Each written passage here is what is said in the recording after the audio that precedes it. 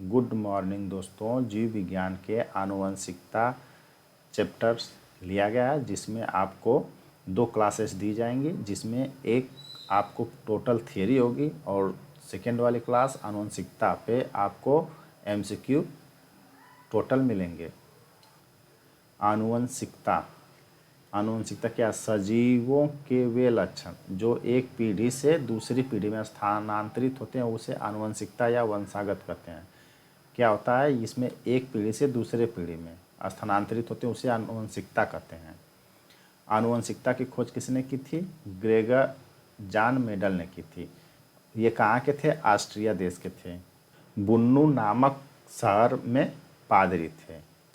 ये आधुनिक आनुवंशिकता के पिता कहे जाते हैं। इन्होंने उद्यान मटर के पौधों में 7 लक्षण की तुलनात्मक विभिन्नताओं की वंशागत के लिए संस्करण प्रयोग किए तथा उनका विस्तृत अध्ययन किए। ठीक है, इन्होंने किस पे अध्ययन किया? उद्यान यानी जो गार्डन होते हैं, गार्डन में मटर के पौधे को उगाया और उस पर जो है अध्ययन किया। और उन्होंने कितने लक्षण बताए? 7 लक्षण बताए। ध्यान रखिएगा आप लोग। 7 लक्षण ये हैं, जैसे मेडल जो है अपना लक्षण दिए थे, जो बताए थे उन्होंने कौन कौन से। फर्स्ट है तने की ऊंचाई। तने की ऊंचाई तो उसकी विशेषता क्या था? लंबा या बौना होगा। फूल के रंग के कलर के आधार पर बैगनी या सफ़ेद होगा। फूल की स्थिति अच्छी या अत्यंत होगी। फली का आकार फूला या सिकुड़ा होगा। फली का रंग कैसा होगा? हरा या पीला होगा।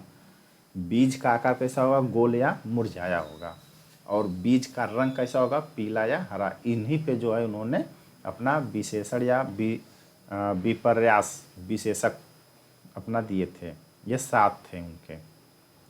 अब इसमें जो है मटर, यहाँ पे देखिए मटर का वैज्ञानिक नाम क्या है? Pisum sativum. ठीक है, अब यहाँ पे आपको कुछ देखिए मटर के पौधे को चयन करने के कारण। मटर के पौधे चयन करने का क्या क्या कारण हुआ?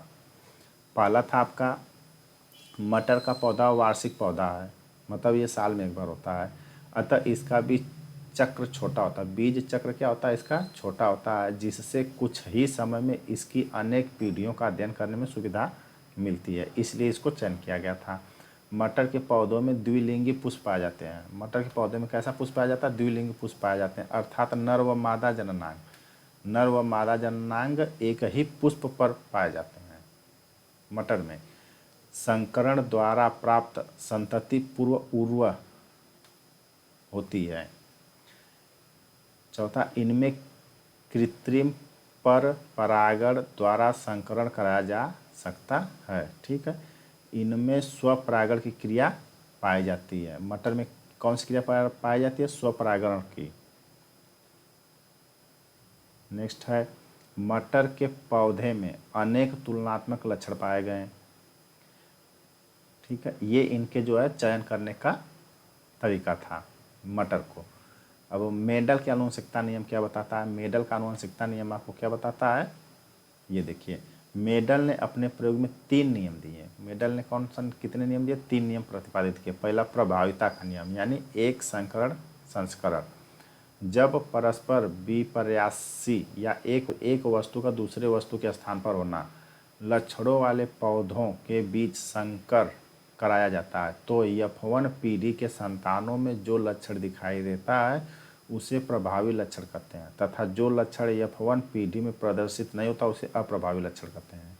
जैसे मैं उदाहरण में, जैसे कि एक शुद्ध लंबे, मतलब शुद्ध लंबे को हम टीटी से और शुद्ध जो है स्मॉल टी से पौधे के संकर कराया जाता है, तो F1 पीढ़ी से प्राप्त सभी लक्षण का पादप 100% लंबे प्राप्त होंगे, क्योंकि लंबेपन का गुण प्रभावी है तथा बौनेपन का अप्रभावी है।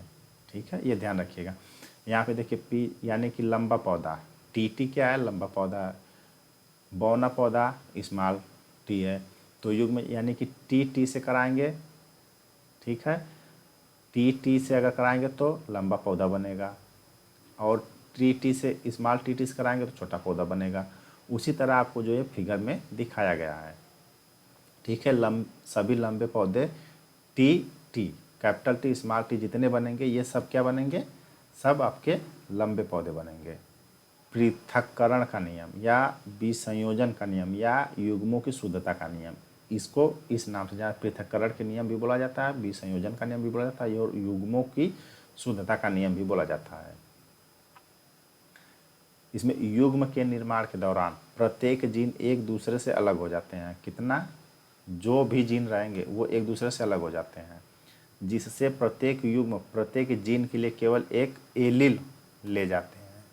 F1 पीढ़ी में संकर पौधे प्राप्त होते हैं। ठीक, F1 पौधे में क्या होता है, संकर पौधे प्राप्त होते हैं और सिर्फ प्रभावी लक्षण को ही प्रकट करते हैं, किंतु इनकी पीढ़ी दूसरी पीढ़ी यानी F2 के पौधे में परस्पर विपरीत लक्षण का एक निश्चित अनुमानतः 1:2:1 यानी 1:1 रेशियो के में पृथक होता है। जब दो पौधों को क्रॉस कराया गया यानी double T into double small T, तब F1 के लंबे पौधों में दोनों के जीन उपस्थित थे, परंतु F2 में यह जीन या लक्षण पृथक होकर पुनः लंबे व बौने बनाते हैं। या तो वो लंबे बन जाएगा या तो वह बौने बन जाएगा। ठीक है। थर्ड है आपकी स्वतंत्र अभ्युवन का नियम। जीवों के विभिन्न जोड़ों के एक गुण एक दूसरे को प्रभावित किए बिना ही युग्मों तथा संतानों में जाते हैं। इसे युग्मों को शुद्धता का नियम भी कहते हैं। जब मेडल ने मटर के दो जोड़े गुणों की वंशागति के अध्ययन के लिए गोल तथा पीले बीज वाले पौधे भी का संकरण झुर्रीदार तथा हरे बीज वाले पौधे के बीच कराया, तो पहली पीढ़ी में प्रभाविता के नियम के अनुसार सभी प्रभावी लक्षण प्रकट हुए और सभी पौधे गोल पीले बीज पैदा हुए। लेकिन जब उन्होंने पहली पीढ़ी के बीजों से उत्पन्न पौधों के बीज संकरण कराया तो 4 प्रकार के बीज वाले पौधे बने। कौन कौन से बने? गोल तथा पीले बीज वाले, यहाँ पे आपका बीज रहेगा। और थर्ड है गोल तथा हरे बीज वाले 3 बने, झुर्रीदार तथा पीले बीज वाले 3 बने, झुर्रीदार तथा हरे बीज वाले 1 बने। और इस तरह से लक्षण अनुपात इनका 9:3:3:1 बना या होता है। अब इनमें कुछ पॉइंट क्या थे? जीवों में आनुवंशिक लक्षण क्रोमोसोम द्वारा संतान में ले जाया जाता है। ठीक, ये न्यूक्लियो प्रोटीन के बने होते हैं। किसके बने होते हैं? न्यूक्लियो प्रोटीन के बने होते हैं। क्रोमोसोम का नाम सर्वप्रथम किसने दिया? बाल्डियर ने दिया। कब? 1888 में। क्रोमोसोम पर स्थित डीएनए की बनी ऐसी अति सूक्ष्म संरचनाएं जो आनुवंशिक लक्षणों का धारण एवं उनका एक पीढ़ी से दूसरे पीढ़ी में स्थानांतरण करती है, जीन कहलाती है। ठीक, जीन जीवों के शरीर में आनुवंशिकता की मूलभूत इकाई है। किसी भी जीन के डीएनए में विद्यमान समस्त जीनों का अनुक्रम जीनोम कहलाता है। क्या कहलाता है? जीनोम कहलाता है। प्लवमान जीन या जंपिंग जीन की सिद्धांत का प्रतिपादन बारबरा मैक्लिंटॉक ने दिया। सामान्यतः डीएनए से आरएनए की कॉपी बनती है। ध्यान रखिएगा, डीएनए से आरएनए की कॉपी बनती है। यह प्रक्रिया अनुलेखन कहलाती है। कुछ वायरस में आरएनए से डीएनए की कॉपी बनती है। यह प्रक्रिया रिवर्स ट्रांसक्रिप्शन कहलाती है। यह प्रक्रिया क्या कहलाती है? ट्रांसक्रिप्शन कहलाती है। आनुवंशिकता का ये थियरी कंप्लीट हो गई। दोस्तों, यदि आपको वीडियो अच्छा लगे तो चैनल को लाइक, सब्सक्राइब और शेयर करें।